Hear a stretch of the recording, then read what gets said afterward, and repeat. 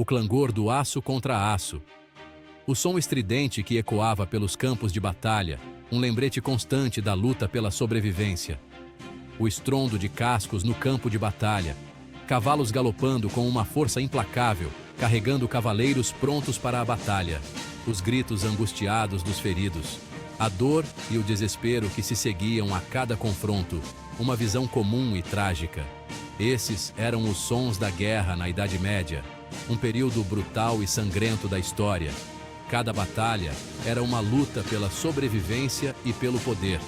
Da queda do Império Romano ao alvorecer do Renascimento, a Europa esteve presa em um estado quase constante de conflito. Reinos surgiram e caíram, e a paisagem política estava em constante mudança. Novos impérios foram forjados nos fogos da batalha. A forja de armas era tanto uma arte quanto uma necessidade, moldando o destino de nações inteiras. E durante tudo isso, as armas desempenharam um papel fundamental, moldando o destino das nações e a vida de milhões. Cada arma tinha sua própria história e propósito. A guerra na Idade Média não era para os fracos de coração. Era uma prova de coragem e resistência, onde apenas os mais fortes sobreviviam. Era um negócio sombrio, frequentemente travado corpo a corpo com ferocidade aterrorizante. A proximidade do combate tornava cada batalha pessoal e mortal. A vitória não ia para o maior exército, mas frequentemente para o lado com as melhores armas e os guerreiros mais habilidosos.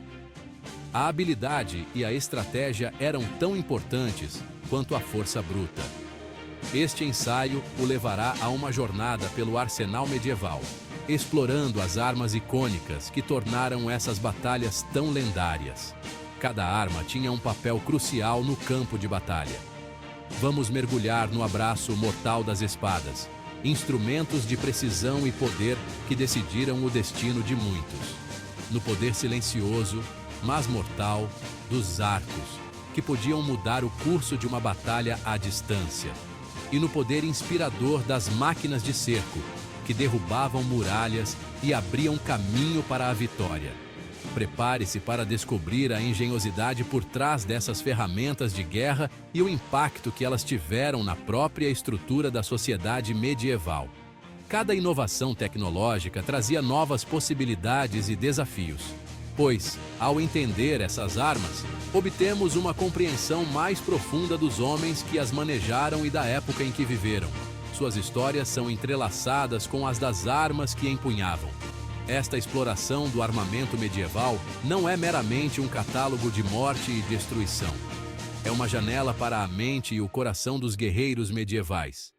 É uma jornada ao coração de uma era passada, um tempo em que coragem, honra e brutalidade estavam entrelaçadas no campo de batalha. Cada batalha era uma prova de caráter e força. É uma lembrança da capacidade humana tanto para a inovação quanto para a violência e o legado duradouro que a guerra deixou em nosso mundo. A história das armas é, em última análise, a história da humanidade. Poucas armas capturam a imaginação como a espada. Desde tempos imemoriais, a espada tem sido um símbolo de poder e mistério, evocando imagens de heróis lendários e batalhas épicas. Na Idade Média, a espada era mais do que apenas uma arma. Era um símbolo de poder, prestígio e cavalheirismo. Cada espada carregava consigo uma história, uma linhagem de guerreiros que a empunharam com honra e coragem. Era um símbolo de poder, prestígio e cavalheirismo. A espada era a alma do cavaleiro, refletindo sua habilidade e seu status na sociedade. Era a companheira constante de cavaleiros e nobres, carregada para a batalha e exibida como uma marca de seu status. Em tempos de paz, era um ornamento de prestígio, e em tempos de guerra, uma ferramenta de sobrevivência.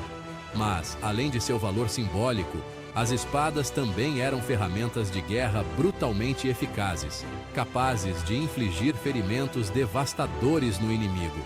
Cada golpe poderia decidir o destino de uma batalha, e a habilidade do espadachim era frequentemente a diferença entre a vida e a morte. A espada medieval mais icônica é talvez a espada longa, uma arma de 2 gumes, projetada para estocar e cortar. Esta espada era a escolha preferida de muitos cavaleiros devido à sua versatilidade e eficácia em combate. Com sua lâmina longa e afilada e punho cruciforme, a espada longa era uma arma versátil, igualmente adequada para duelos e batalhas campais. Sua construção permitia uma variedade de técnicas de combate, desde cortes poderosos até estocadas precisas. Mestres espadachins podiam atravessar armaduras e carne com facilidade, tornando a espada longa uma visão verdadeiramente assustadora no campo de batalha. A habilidade de um espadachim com a espada longa era frequentemente o resultado de anos de treinamento rigoroso. Outra arma formidável era o Claymore, uma enorme espada de 2 mãos preferida pelos Highlanders escoceses. Esta espada era conhecida por seu tamanho impressionante e pelo poder devastador de seus golpes. Com seu alcance e peso impressionantes, o Claymore podia derrubar vários oponentes com um único golpe. A força necessária para manejar tal arma era considerável, e aqueles que a empunhavam eram respeitados e temidos. Empunhado por guerreiros imponentes, o Claymore era um símbolo do orgulho escocês e da destreza marcial. Cada Claymore era uma obra-prima, forjada com cuidado e precisão para garantir sua eficácia em combate. Mas as espadas não eram meramente ferramentas de cavaleiros e nobres. Os soldados de infantaria também contavam com uma variedade de espadas mais curtas, como a espada de armar e o facão, para se defenderem no caos da batalha. Os soldados de infantaria também contavam com uma variedade de espadas mais curtas, como a espada de armar e o facão, para se defenderem no caos da batalha. Essas espadas eram essenciais para a sobrevivência dos soldados em combates corpo a corpo. Essas armas eram frequentemente mais curtas e leves do que suas contrapartes maiores, projetadas para combate corpo a corpo. A agilidade proporcionada por essas espadas permitia aos soldados se moverem rapidamente e reagirem a ameaças imediatas. Suas lâminas, embora não tão longas, ainda eram mortais, capazes de perfurar cotas de malha e infligir ferimentos graves. A precisão e a velocidade de um golpe com uma espada curta podiam ser tão letais quanto um golpe com uma espada longa. As espadas da Idade Média eram mais do que pedaços de metal. Eram obras de arte, imbuídas da habilidade e dedicação de seus criadores. Cada espada era única, refletindo a maestria do ferreiro que a forjou. Das lâminas simples de soldados até as espadas ornamentadas de cavaleiros, cada arma desempenhou um papel vital nos conflitos sangrentos da época. A diversidade de espadas refletia a variedade de estilos de combate e as necessidades específicas de cada guerreiro. Seu legado continua a ressoar hoje, capturando nossa imaginação e nos lembrando do poder duradouro da espada. As espadas medievais permanecem como testemunhos da engenhosidade humana e da busca incessante por excelência em combate. Enquanto as espadas dominavam o combate corpo a corpo, o campo de batalha medieval também era moldado pelo poder mortal das armas de longo alcance. Essas armas, muitas vezes subestimadas, desempenhavam um papel crucial na estratégia militar da época. O arco longo inglês e a besta, cada um com suas próprias forças e fraquezas, desempenharam papéis cruciais na determinação do resultado das batalhas. O arco longo, com sua simplicidade e eficácia, e a besta, com seu poder de penetração, eram temidos por todos os exércitos.